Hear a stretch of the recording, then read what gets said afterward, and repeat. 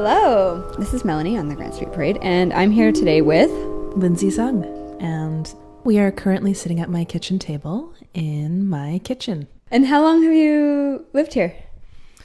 I've actually lived on Grant Street, embarrassingly enough, for many, many years, and I've actually lived in 3 different locations on Grant Street. I went to school in Victoria, and then when I moved back here, I actually lived in the basement of this house as a renter. From there, we moved up the street to a main floor where our landlady actually turned out to be a complete psycho hose beast. And the downstairs tenants were super crazy and hated us and took us to arbitration, which we won, by the way. But we moved out of there into the slums of Vancouver. From there, we moved into this home. You were a renter here and now you own this place. Yeah. So my mom's best friend growing up, she was born in this house. Her grandpa built this house, so in the 30s. Right. So the landlord was my mom's best friend's husband, Uncle Brian, who's Italian. My mom's best friend's Chinese. Anyway, and so he was our landlord. And I guess in 2004 or 2005, he was like, you know what? I'm going to sell this place. And I just decided, I was like, oh my gosh, could we actually buy this? So Rich and I, who also lives here, with our families, purchased the home. That's so cool. And I guess when they built this place, they also built the place I live in, right? And that's why we share a driveway, which is so weird. And sort of share a shed in the backyard and stuff. That's so cool. What a great shed. It's a good shed, except for when it got broken into. Yeah, and when the drunk people fall asleep and get hosed in there. Does that still happen? Well, no, not since there's been a door. So that kind of like leads into the next question. What's it like to live on this block? It's actually a pretty busy little strip because we're only a block off of Commercial Drive and extremely close to the liquor store. And we're essentially in the middle between the liquor store and the park. So many people enjoy going to the liquor store, walking past our house, going to the park, getting drunk, walking back to the liquor store, buying more beer, walking past our house. Sometimes they pass out on the front lawn, which is kind of neat. So what do you do and why do you do it? Well, I guess currently I am a cake decorator and creator of cakes. How did you start doing that? I got a KitchenAid, this pink Mixmaster thingy over there, for a wedding present. So Rich and I have been married for almost 4 years. And just around that time, I really got into baking, sort of. I was the world's worst baker to begin with. Like, seriously disgusting. Would try to, use all different sort of ingredients in place of other ingredients. Just experimenting. But so made some really disgusting things in the beginning. Still, actually, sometimes I make some weird things because I still like to experiment. But with baking, as Rich pointed out to me a few years ago, it's not really like cooking. It's a little more like chemistry where you need exact amounts. Otherwise, it won't really work. Yeah, so really just sort of got obsessed with learning how to bake and creating beautiful things.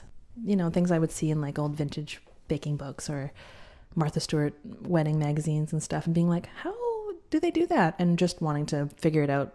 And basically I just figured it out for myself.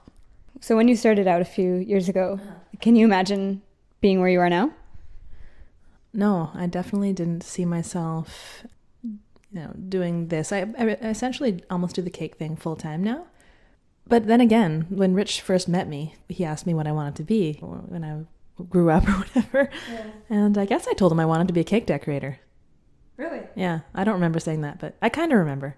I also, have many, many things that I have done since graduating or whatever. Many different random jobs. Want to give me a list?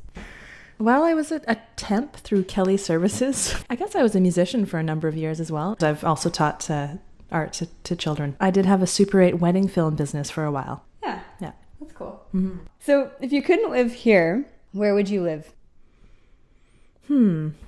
Well, I actually love Hawaii. I think Hawaii is amazing.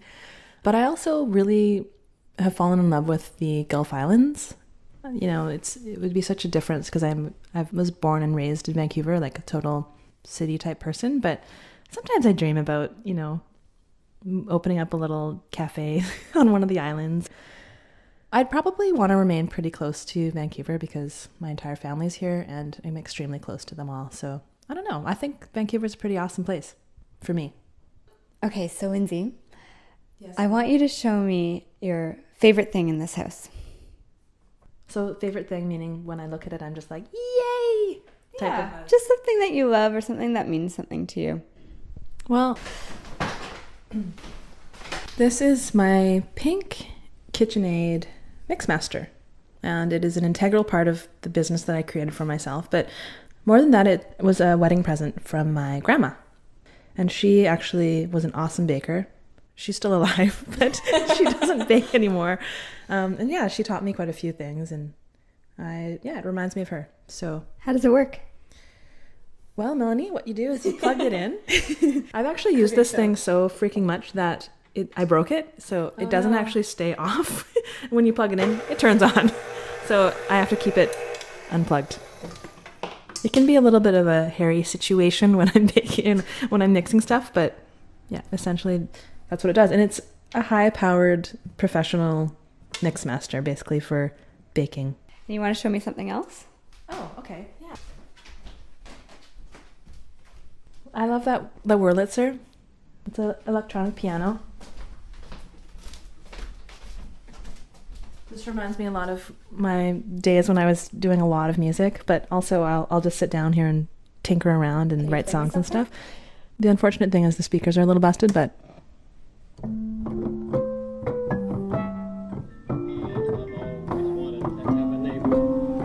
like you.